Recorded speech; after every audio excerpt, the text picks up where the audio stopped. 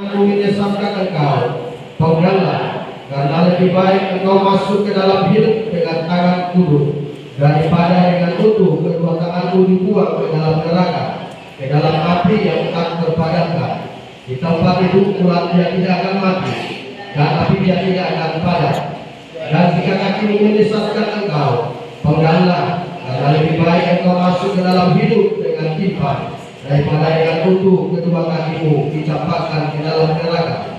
Di tempat itu ulatnya tidak akan mati, dan apinya tidak akan padam.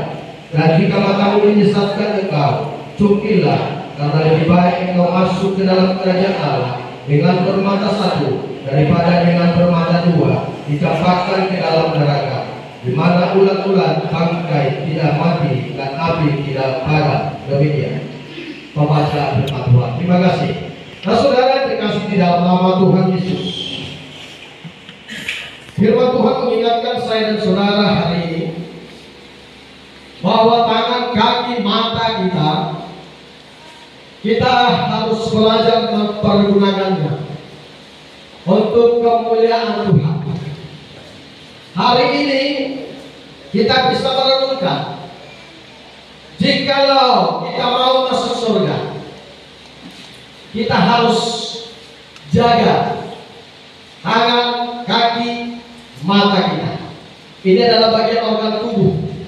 Memang tidak disebutkan di sini, tetapi versi ini saudara hanya 3 dari organ tubuh yang boleh kita renungkan bersama-sama.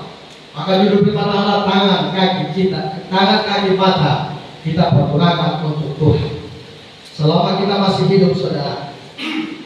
Nah, saudara yang terkasih, sebelum kita masuk lebih dalam kepada perenungan kita tahu sama-sama ada biasa-biasa yang muncul di tengah-tengah percakapan yang ada berhubungan dengan tangan dan kaki dan mata, yang selalu mungkin kita dapatkan atau selalu kita dengarkan. Tetapi saudara yang terkasih, ada beberapa saya melihat di sini ada ringan tangan. Ada ringan tangan yang artinya suka menolong atau suka atau juga ada negatifnya, saudara. Ringan tangan ada suka menolong, ringan tangan juga ada suka memukul. Kiasan-kiasan ini selalu kita jumpai. Dan juga ada tangan kanan, ada juga yang disebut dengan tangan kiri, ada juga yang disebut dengan tangan dingin. Tangan dingin, tangan panas.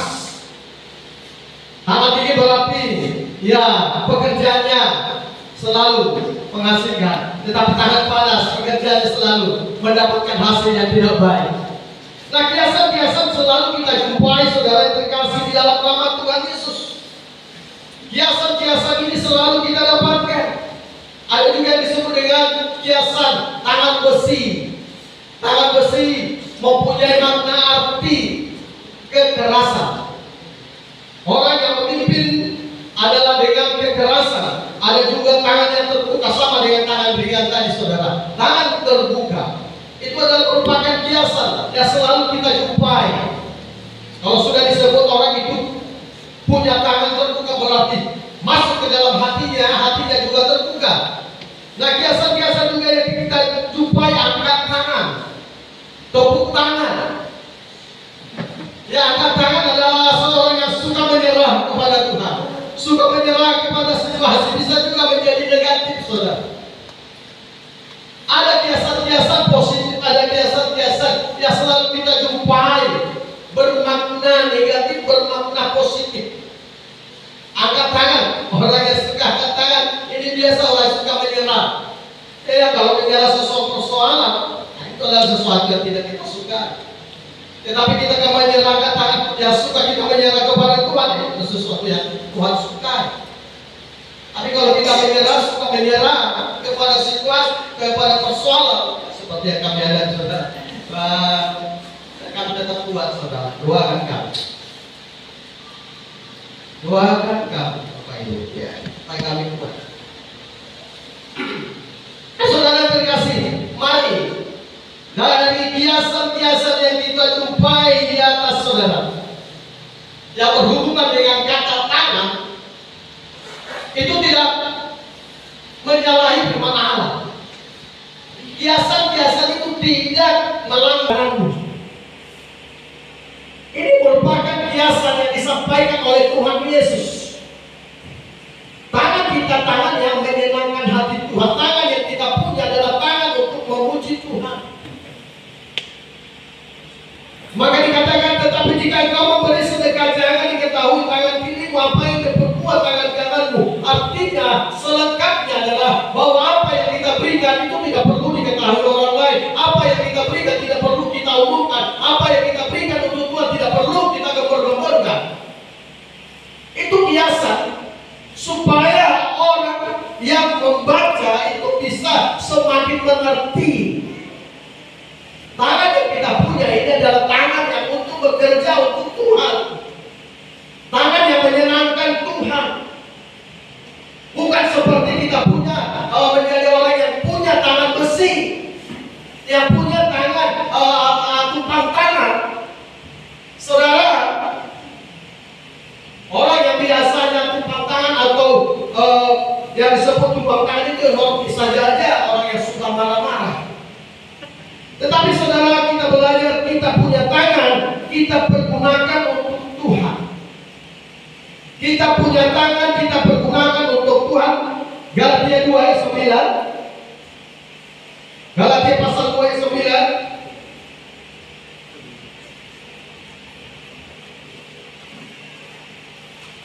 Galatia 2 ayat 9. Ya, dan setelah melihat kasih karunia yang dianugerahkan kepadaku, maka Yakobus, Kefas, dan Yohanes dipandang sebagai sokong guru jemaat. Perhatikan dengan baik, berjabat tangan dengan aku dan dengan Barnabas sebagai tanda persekutuan. Tangan yang kita pergunakan adalah tangan untuk menyenangkan Tuhan. Bersalaman itu adalah untuk kemuliaan Tuhan. Haleluya. Berjabatan tangan itu adalah merupakan pertunjukan kepada Tuhan bahwa ada persekutuan di dalam tangan untuk menyenangkan hati Tuhan. Kunamado, nasigas-sigas masih jalan. Kalau saudara pulang di ganda, kamu masih jalan. Seperti itu. Kalau kita sudah masuk ke rumah, lupakan segala-galanya. Ya, masih jalan itu merupakan tanda persekutuan. Ada apa yang diusulnya digosok ulang, bagaimana keluarga itu betul. Saudara, ini berjalan bersalaman, berjabatan tangan ini perlu. Kita pergunakan untuk kemuliaan Tuhan. Pengkhotbah 9 dan 10.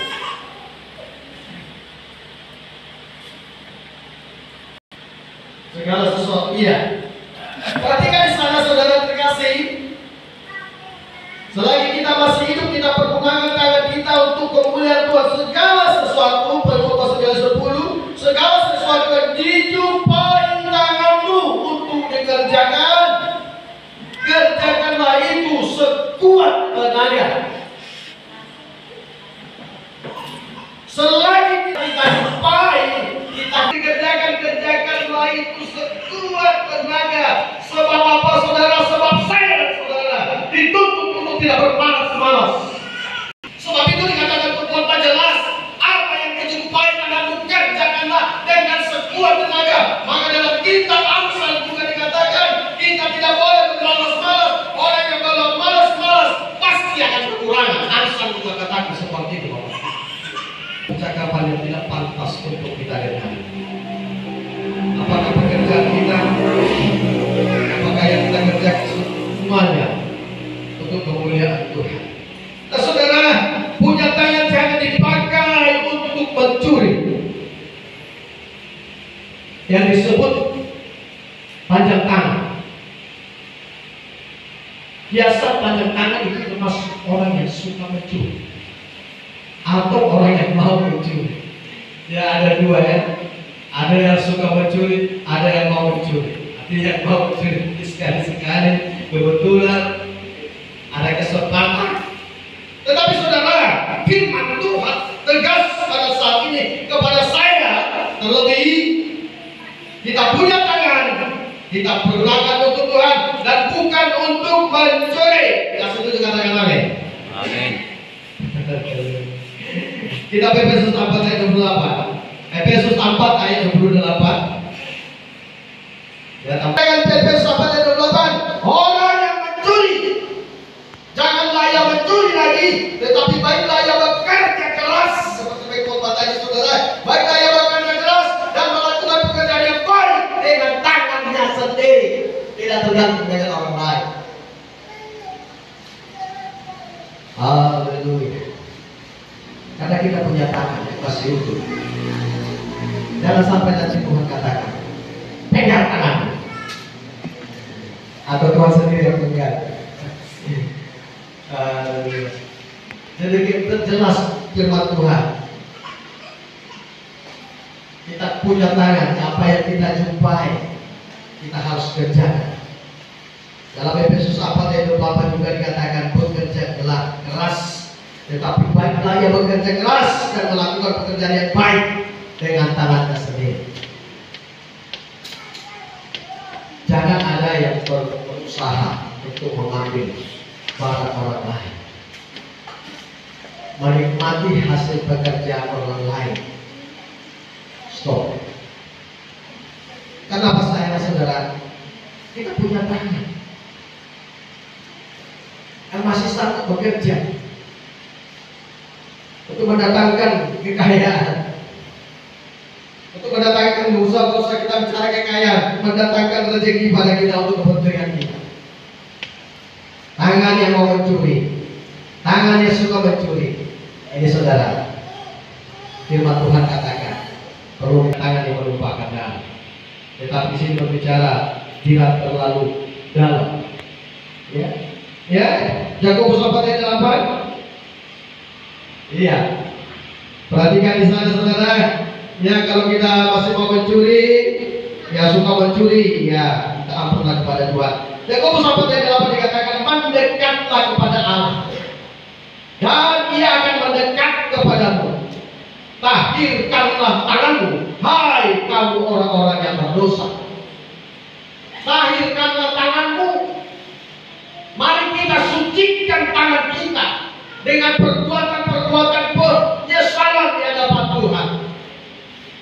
Saya tidak menuduh kalau kita suka mencuri atau mau mencuri, tapi untuk hari depan kita, untuk anak-anak, ini menjadi pelajaran bagi kita untuk bisa kita sampaikan kepada anak-anak kita. Jangan ada pikiran-pikiran yang lain.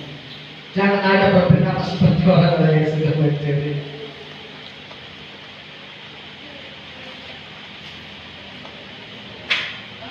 Mendekatlah kepada Allah dan Ia akan mendekat kepadamu. Tahirkanlah tanganmu, hai kamu orang-orang yang berdosa. Hai kamu orang-orang, tunggallah Dia.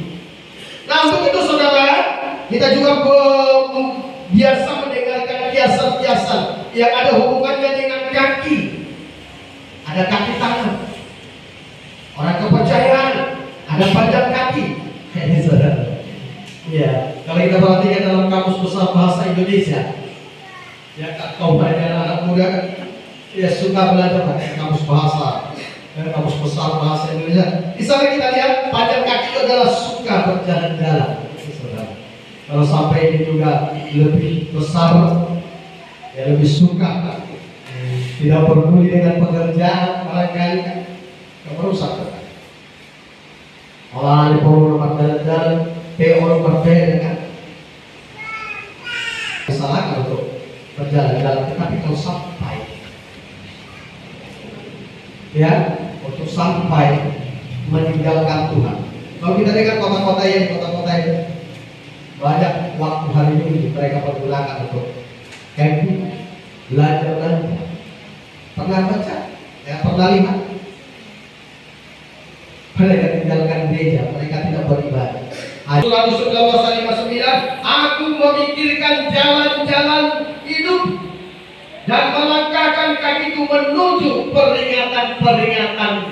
Inilah tugas kita. Inilah hidup kita. Kita masih punya kaki yang lengkap. Jangan sampai Tuhan katakan, kakimu menyesatkan engkau, kakimu membuat engkau berdosa. Peganglah dia. Kita tidak mau dipegang, kita mau sempurna. Tapi firman Tuhan katakan lebih baik. Aku memikirkan jalan-jalan hidupku, kata Daud, dan melangkahkan kakiku menuju peringatan-peringatanmu. Inilah tugas kita. Kita melangkah ke rumah Tuhan, melangkah ke bela ibadah keluarga. Karena kita memikirkan Tuhan. Karena di otak kita ingat Tuhan.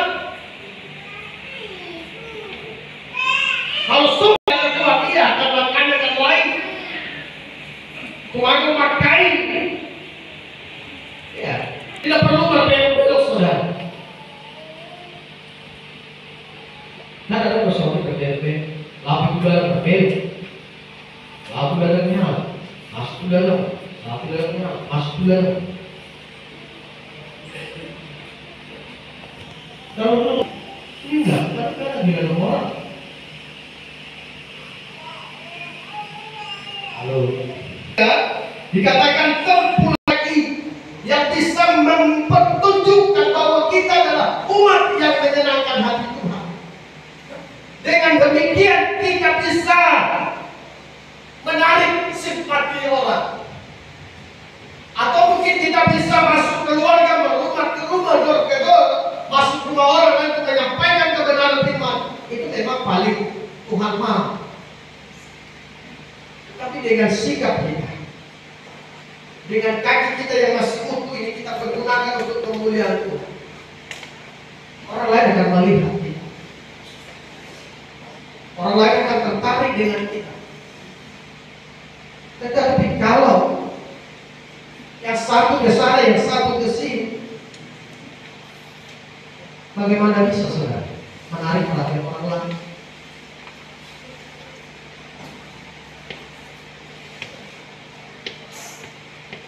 Tuhan Yesus, dalam kaki kita akan untuk memuliakan Tuhan. Jangan suka angkat kaki dan sana kemari. Tapi bawalah kaki kita. Biarlah kita dibawa kaki kita untuk kemuliaan Tuhan. Yang ketiga, saudara terkasih, kita masuk kepada mata. Mata yang kita miliki ini kita pergunakan untuk Tuhan. Kita pergunakan untuk Tuhan sebab mata ini diberikan Tuhan untuk saya dan saudara untuk kita pakai. Jangan sampai firman Tuhan katakan lebih baik mata satu. Kita tidak mau. Jadi kalau kita tidak mau, kita pergunakan mata kita dengan baik. Jangan sampai nanti kita punya mata satu karena kita jahat di mata Tuhan. Haleluya. Nah, mata yang kena dengan mata kiasan-kiasan yang menuju ke mata yang boleh kita lihat adalah seperti mata-mata. Mata-mata itu makna katanya ya adalah orang yang ditugaskan menyelidiki sesuatu. Mata-mata. Alkitab tidak mempergunakan ini biasa mata-mata. Tapi Alkitab menyebut pengintai. Saya tidak dapatkan di Alkitab ada mata-mata, tetapi pengintai. Dan juga kalau kita lihat ada juga 4 mata, kiasan 4 mata. Makna katanya adalah perjumpaan, pertemuan secara rahasia. Dan juga ada sinar mata, ada mata kaki, ada mata hati, ada mata air, ada air mata. Tetapi semuanya mari kita ambil. Mata yang Tuhan mau adalah mata yang tertuju kepada Tuhan, bukan mata keranjang. Ada banyak kita melihat saudara punya mata keranjang, tetapi saudara yang kasih, kita harus punya mata untuk kemuliaan Tuhan. Untuk meluas mata kita supaya kita dapat melihat dengan benar. Punya mata kita mata yang sehat, bukan mata yang jahat. Mata yang jahat itu termasuk mata yang sedang sakit.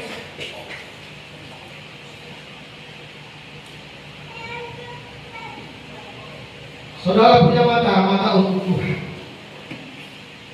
Tadi saya katakan kalau punya mata sakit, kita minta kesembuhan daripada Tuhan.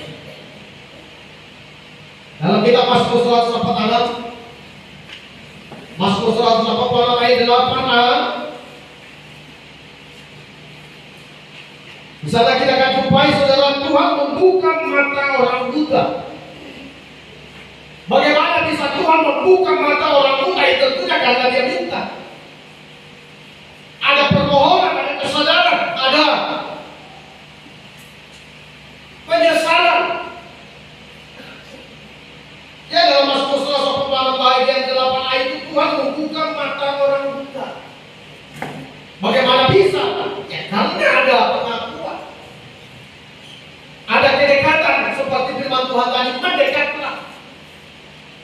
Semua jenis dosa, baik yang diperbuat oleh tangan, kaki, mata, semuanya Tuhan boleh ampuni.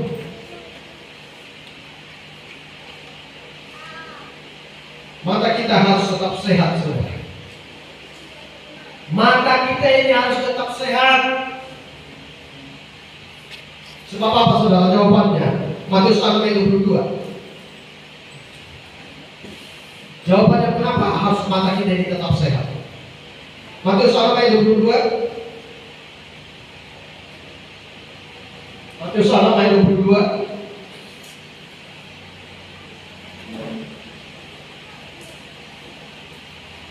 Perhatikan dengan baik. Lihat anugerah itu. Kenapa mata kita harus tetap sehat? Jawabannya, sebab mata adalah pelita tubuh. Mata ini adalah pelita tubuh kita. Jika matamu baik, teranglah seluruh tubuhmu. Jika matamu jahat, gelaplah seluruh tubuhmu. Apa dari saya? Terjemahan yang saya buat. Makanya mata kita ini harus sehat. Sebab inilah yang membawa kita.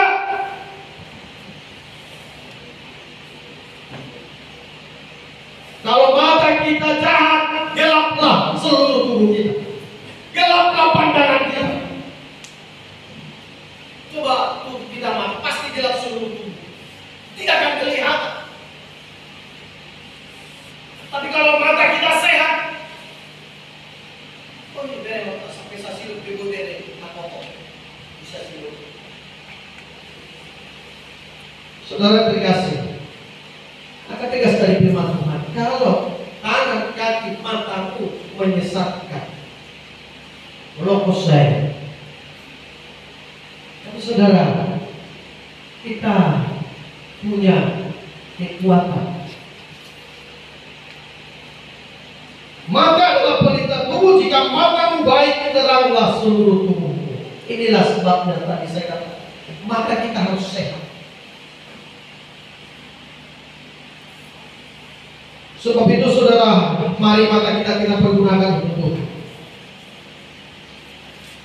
Lalu mata jasmani, mata rohani. Kalau kita sudah berbicara mata, tentunya masuk kepada arti rohani. Supaya mata kita ini menjadi saksi, menyaksikan. Kita punya mata, kita boleh menyaksikan kebesaran Tuhan. Tidak hanya mujizat yang boleh kita lihat dengan mata kita, tetapi mata yang di dalam ini saudara. Ya, mata jasmani bisa menyaksikan kebesaran Tuhan, tidak salah saudara.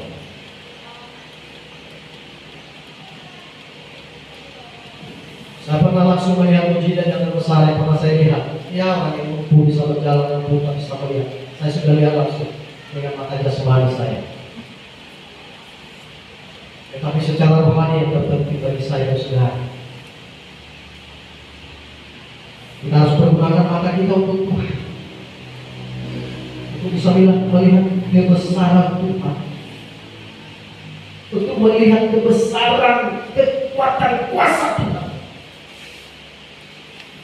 Jangan sampai mata kita hanya terlena dengan dunia, melihat yang cantik-cantik, melihat yang indah-indah, melihat yang hebat-hebat, hasil produksi maksud saya. Lalu jangan terlena dengan belanja online, saudara. Mata saya bisa tertipu. Nah, saudara, kembali saya katakan, kita punya mata, kita pergunakan untuk melihat kuasa kebesaran Tuhan. 2 Petrus 1 ayat 16. 2 Petrus 1 ayat 16.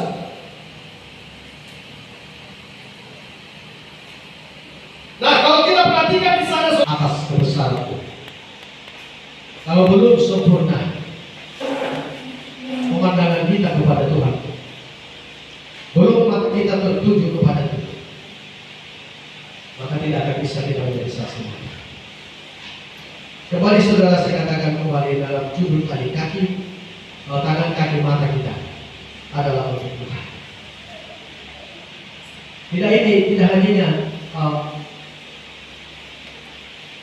organ tubuh, tetapi ketiga ini saudara tidak boleh tangan mengatakan kepada mata tak bohong.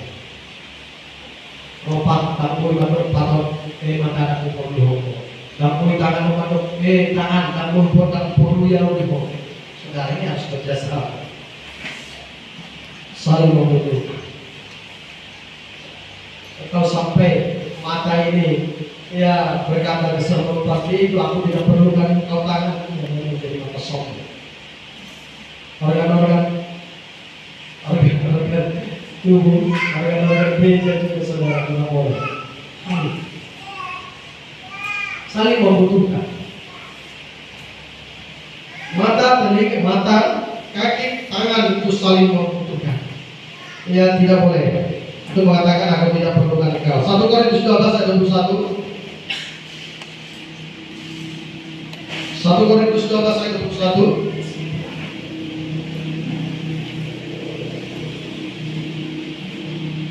1 Korintus 12 ayat 21.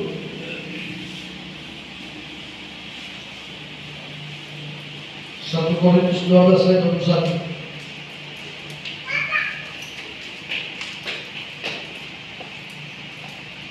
Coba saya cari.